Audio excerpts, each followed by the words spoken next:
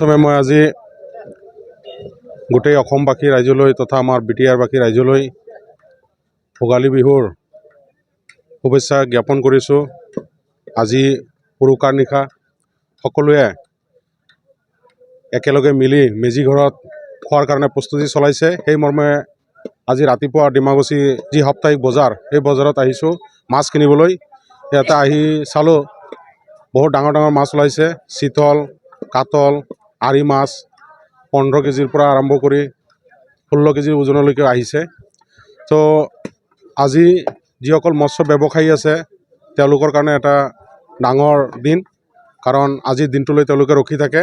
তো মই তেওঁলোকলৈ বিশেষভাৱে শুভেচ্ছা জ্ঞাপন কৰিছোঁ, যাতে আজি তেওঁলোকে যি আশা লৈ বজাৰত আহিছে তেওঁলোকে যাতে নিজৰ আশা পূৰণ হয়। লগতে গোটেই বিটিআৰবাসী ৰাইজলৈ ভোগালী বিহুৰ শুভেচ্ছা জ্ঞাপন কৰিছোঁ। সকলোৱে যাতে আজিৰ এই ভোগালী বিহুৰ ক্ষণত মিলি জুলি একেলগে এসাঁজ খায় আৰু আমাৰ এই সমাজলৈ যাতে শান্তি ঐক্য বাজি থাকে তাৰে কামনা কৰিছোঁ। এই খৈৰাবাৰীৰ পূব চাইডে ৰাণী পুখুৰী বুলি এটা আছে, তাৰ পৰা আনিছোঁ। আমি এইটো মাছটো টান আনোতে বহুত কষ্ট হৈছে। এতিয়া হাতুৰি দি মাৰি আনিছোঁ, আমি মাথাত হাতুৰি দি মাৰি আনিছোঁ।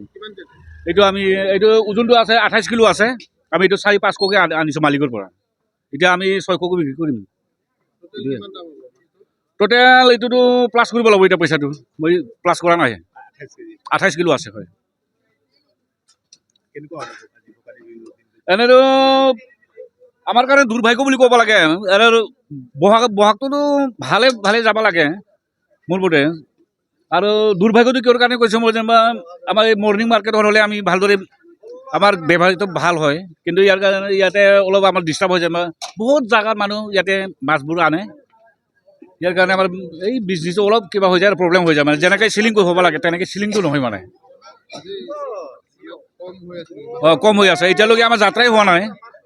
কিবা কেতিয়াবা যাত্ৰা হ'ব, কেতিয়াবা শেষ হ'ব, এতিয়া নাজানো। আৰু এইখিনি বহুত মাছ আহিব লগা বহুত আছে। এনে ৰঙিয়া, বৰপেটা, হাউলি এইবিলাকৰ পৰাও আহে। গ্ৰাহকো আহিব লগা হৈছে, দূৰৰ পৰা আহে গ্ৰাহক। এতিয়ালৈ টাইমো হোৱা নাই।